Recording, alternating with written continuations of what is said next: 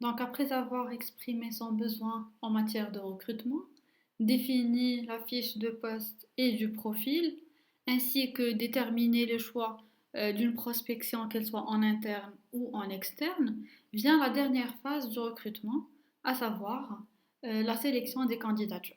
Donc, la sélection débute par l'analyse des demandes de candidature, ainsi que celle des CV. C'est une première confrontation des caractéristiques des postulants avec les exigences du poste en termes de formation, d'expérience et de compétences, qui conduit à la fin à une élimination importante. Donc cette première élimination a lieu sur des critères relativement simples qui ne doivent en aucun cas correspondre à des discriminations interdites.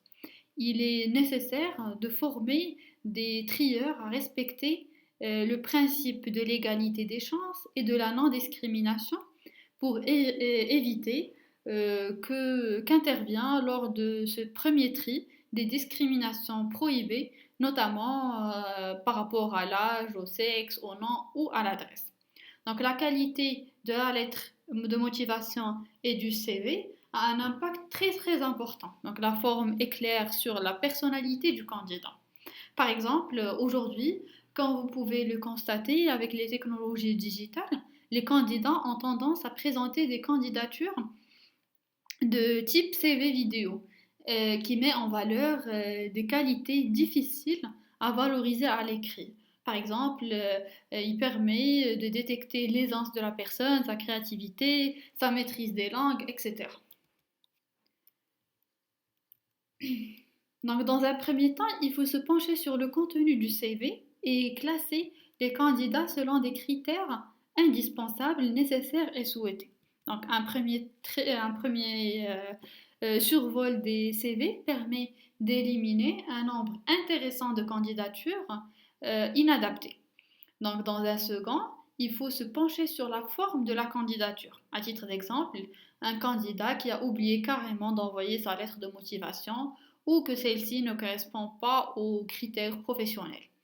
Donc ensuite, un premier entretien téléphonique peut permettre ou peut être effectué afin de s'assurer de la motivation du candidat et aussi pour collecter certaines informations nécessaires.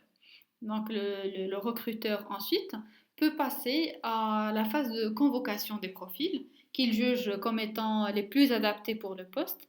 Et lors des entretiens, il pourra utiliser plusieurs tests qui vont lui permettre de déterminer, excusez-moi, ils vont lui permettre de déterminer le degré d'adéquation des compétences des candidats et les postes à promouvoir.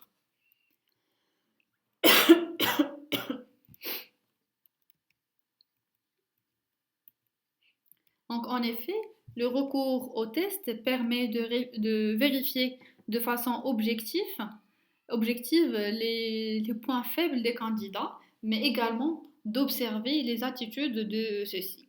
Donc, ces tests permettent donc à la fois de valider les compétences indiquées par les candidats dans leur CV et dans leur lettre de motivation et de les comparer aux aptitudes nécessaires pour l'emploi proposé par l'entreprise. Donc ces tests, les tests les plus utilisés sont les tests psychotechniques, les tests cliniques et les tests de situation. Chacune des catégories correspond à un type de test spécifique. Par exemple, la première catégorie, qui est les tests psychotechniques, elle permet de mesurer le plus précisément possible la capacité du candidat à remplir efficacement les tâches qu'il pourrait accomplir au sein de l'entreprise. Il concerne des aptitudes particulières, qu'elles soient d'ordre physique ou mental. Donc, ces tests permettent d'évaluer les aptitudes cognitives des candidats en testant leur logique, verbale, abstraite ou numérique, et leur intelligence. Donc, les études montrent que plus un candidat a un score élevé à ces tests cognitifs, meilleure est sa rémunération, son évolution hiérarchique, sa durée dans l'emploi, ainsi que sa satisfaction. Donc la seconde catégorie, ce sont les tests cliniques qui correspondent aux tests liés à la personnalité du candidat. Donc, le but de ces tests est d'appréhender la personnalité du candidat et de tenter de savoir s'il sera possible d'assurer une bonne intégration au sein de l'organisation, que ça soit avec les collègues de travail ou à travers l'acquisition de la culture de l'entreprise. Donc, ces tests visent à cerner la personnalité de l'examiné à travers des questionnaires ou un inventaire de tempérament. Ils sont composés d'une série importante de questions fermées relatives à la sociabilité, au dynamisme.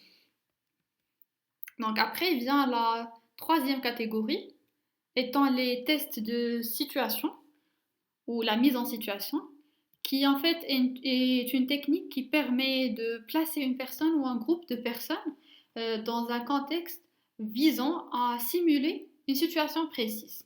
Donc cette catégorie de tests est liée au test de situation. Donc le postulant est testé dans un environnement qui pourrait être le sien s'il venait à être embauché par l'entreprise. Ici, sans tester les savoir-faire et les savoir-être du candidat, grâce au recrutement par simulation, les jeux de rôle, les recruteurs peuvent aller au-delà des diplômes et d'expériences et de voir comment le candidat agit dans l'environnement de l'entreprise. Ensuite, nous avons la graphologie qui en fait vise à découvrir la personnalité à travers l'écriture, selon un code très empirique. Donc, c'est une méthode où ce sont des tests qui sont peu utilisés. Elle est fondée sur l'hypothèse que tout individu se projette dans son écriture.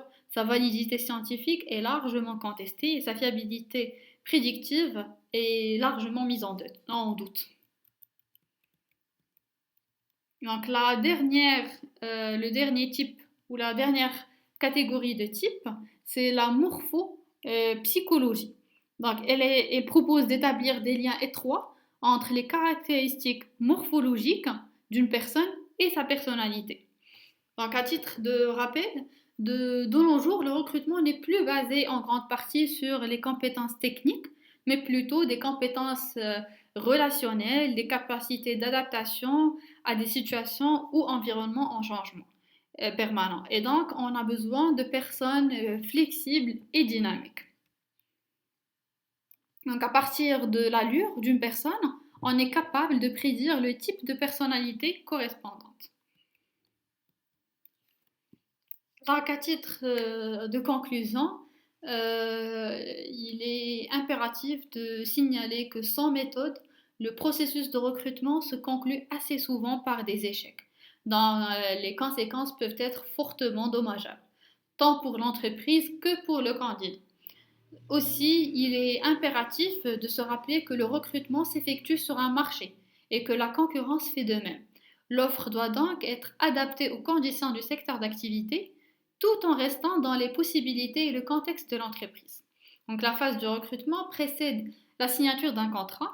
C'est pourquoi il est indispensable de recruter les 5 grandes phases énoncées précédemment afin de recruter le bon candidat au bon poste. Il est également nécessaire de prendre conscience qu'un recrutement ne s'arrête pas le jour de l'embauche, mais qu'un travail d'intégration est impératif.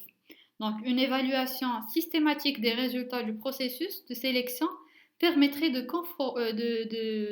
confirmer la fiabilité du processus mis en œuvre, même si la méthode de recrutement miracle n'existe pas. Donc la séance touche à sa fin. Je vous remercie pour votre attention et je vous souhaite un très bon courage.